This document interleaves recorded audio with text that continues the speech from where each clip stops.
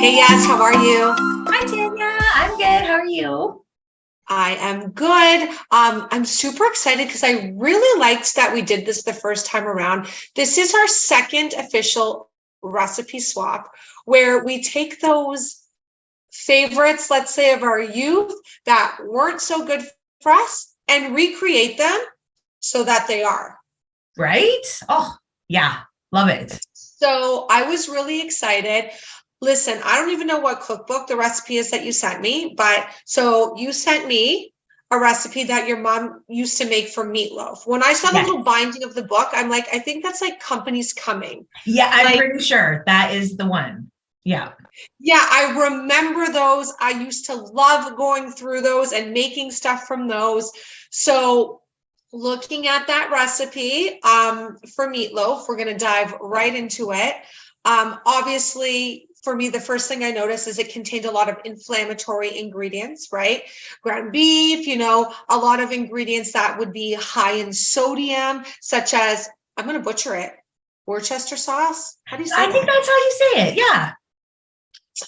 As Worcester sauce, like those seem to be a staple in meatloaf. And then of course you usually have breadcrumbs from refined white breads that hold it together, and eggs. Now, I'm not here to bash either ground beef or eggs, but most people are using commercially raised grain-fed beef and commercially raised eggs, and I will bash those because highly inflammatory, so many things bad for it.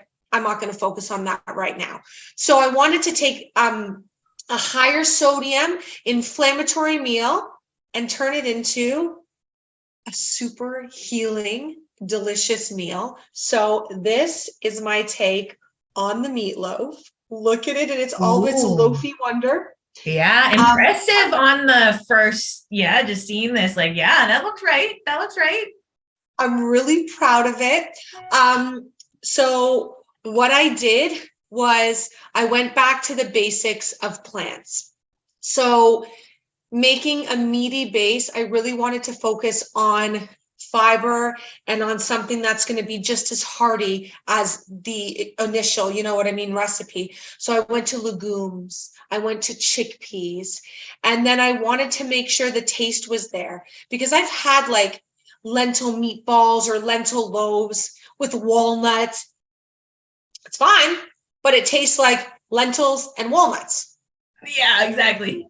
And Which is I good. Which didn't is mind. good. It's just, when you're craving like something that reminds you of the past, like a meatloaf that, for sure, like it was just so easy. I remember my mom just throwing them together so easy. And it was like the focus of the meal. And then, you'd have other things around it, but it was like, and everybody really loved it because it was like, yummy ingredients that were bad for you. I don't know.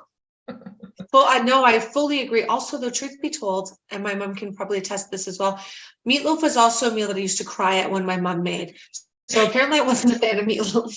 But Yeah. anyway, Well, I'm a fan now.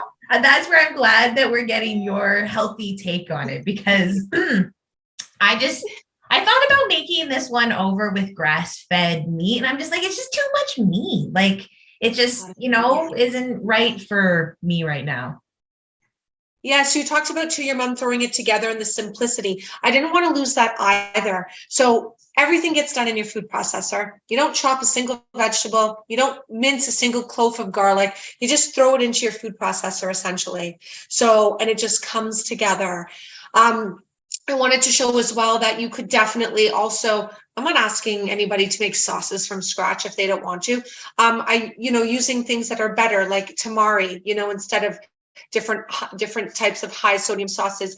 And even I put a little bit of Mother Raw ranch dressing in there. So you could choose a healthy ranch dressing of your choice or a healthy Caesar dressing of your choice. It's only a quarter cup, but just to show really fast, really easy, throw it on the food processor and press it into your loaf pan essentially. And I thought about what would I glaze it with? Do I need to glaze it? I left mine plain because then the options are endless for your comfort and what brings you joy from your memories. So whether you're going to put like a mushroom gravy on there, you might use like a date ketchup or a barbecue sauce on top. Good for Food is a good brand for that. So what I chose to use, we did our episode about the Super Bowl, I think last week. And I talked about my cauliflower wings, that I made my own sauce for. So I made extra of my TLC wing sauce. And what I'm going to do is I'm going to glaze it after it's come out, because that leaves me to decide what I want to glaze, what I don't want to glaze. If I want to glaze it, someone else wants the gravy or whatever. So using the wing sauce in a different way as a glaze, it's also going to bring brightness to this recipe. So we're going to moment of truth it, because I'm going to literally cut it now. Let's see how it turns out. And also, just as I'm cutting it, I guess I just want to bring what I was thinking about and reflecting on as I was making this is the importance of plants. I am not trying to convert anybody to be plant-based. I just want to bring attention back to the importance of plants for nourishment. Again, whether you have the majority of plants or you need to bring some more plants into your life, just focusing on their healing properties. And again, talking about the centurions and the blue zones, what they have in common is 95% of the time they are eating just plants. So you can't go wrong no matter what diet you're choosing to follow, as long as you keep including plants. And it doesn't have to be, plants equate salads and whatever. I'm trying to break that stigma. I've been trying to break that stigma for almost 10 years. Plants can be meatloaf, right? Amazing. So the first piece is always a little stressful. Ooh. I've broken it, but this is real life, so it doesn't matter. Yeah. So I have a crumble here. My And mouth also literally just watered. I just got to stop you. Like my mouth Wow. just watered. It's super moist on the inside, and then you can probably see super crisp on the outside. The taste is there. The seasoning's there. I can see a little bit of smoke coming up from it there. It's still warm. So I'm really happy with it overall. I feel the moisture is good, the crunch is good, and then a little bit of glaze is going to go a long way. So for me, today I just felt like pairing mine with a salad, right? Just what I felt. But again, mashed potatoes and gravy, rice, beans, whatever you want. And again, like, think outside the box. I feel like I'm going to crumble some of this in the future, actually on a bowl or like in a salad eventually. So there's so much I think you can do with this meatloaf. Fun. Oh, can I eat it now though? Now that I've talked about all you can do with it, I want to eat it. Yeah, no doubt. You got to dive in. And like I say, my mouth is watering. I cannot wait to get my hands on your new recipe. Yeah. So ebook, people. We want to try this. Okay, cool. Well, so how's the first bite? It's really good. I'm really happy with the texture.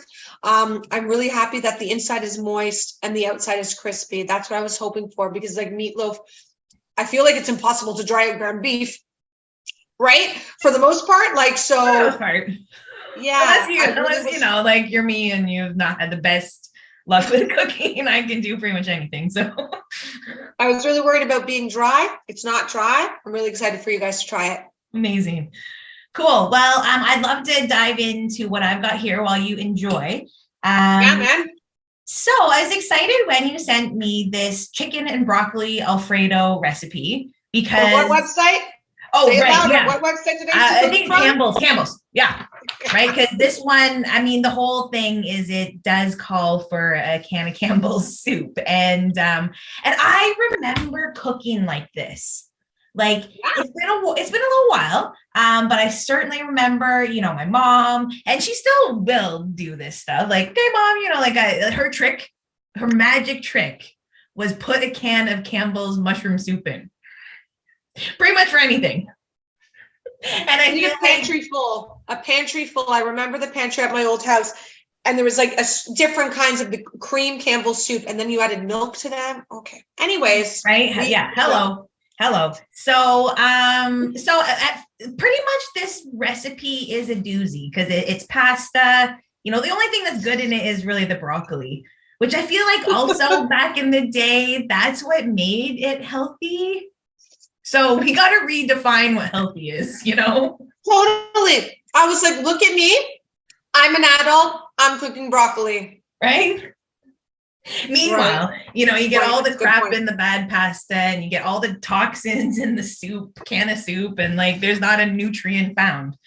So I had some fun switching it around.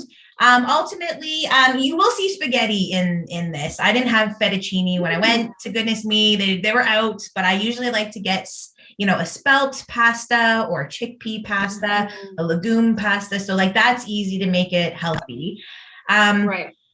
The chicken, I wanted the chicken to be flavorful and easy, because it is a chicken broccoli Alfredo. So I actually used leftover chicken from so I bought a whole chicken at Goodness Me when they do the rotisserie chicken.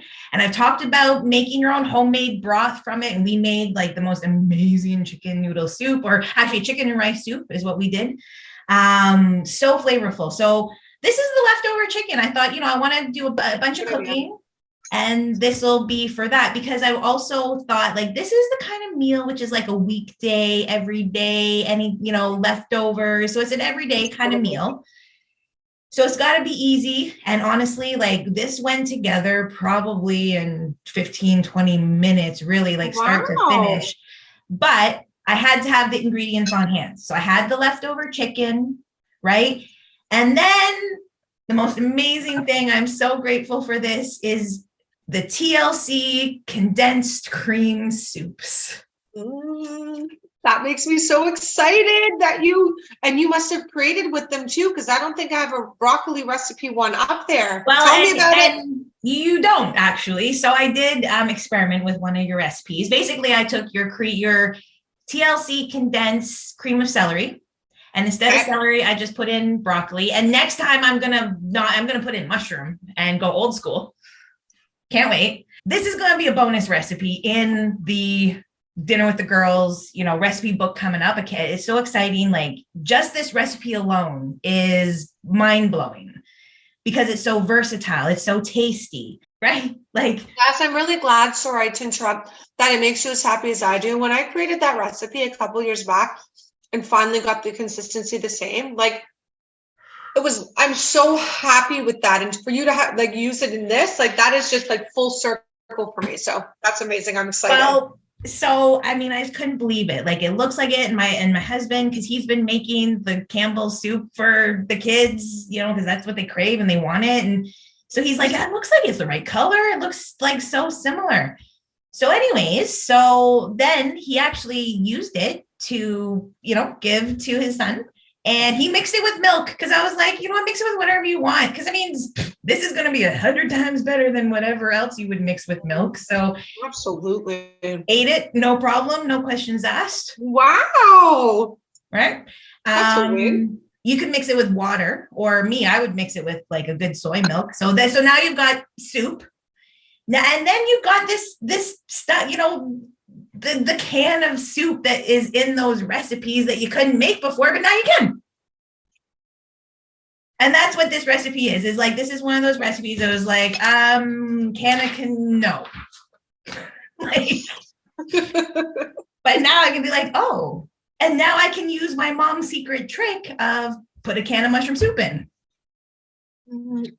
That makes me so happy, Yaz. I'm so glad that you used this for the recipe. What a win. You literally took one of the crappiest recipes I used to make repeatedly and made it life-changing. The second I see this recipe, I'm making it with some tofu and whatever. I cannot wait. It sounds amazing. Easy peasy. And even just the way that you cook the broccoli with the pasta, it literally comes together 20 minutes. Just if you have the stuff on hand, it's 20 minutes and you got a meal and leftovers.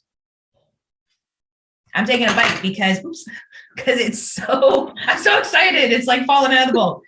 It's so flavorful. And I think that's another reason why I would usually avoid these recipes in the past, is just the taste wasn't there. It was kind of boring. This has so much flavor. No, I agree. And that's the thing. And I think that's why it's so important that we meet here week after week to not only talk about healthy food, but healthy food that tastes good. Because again, I've said it once, I'll say it 1,000 times.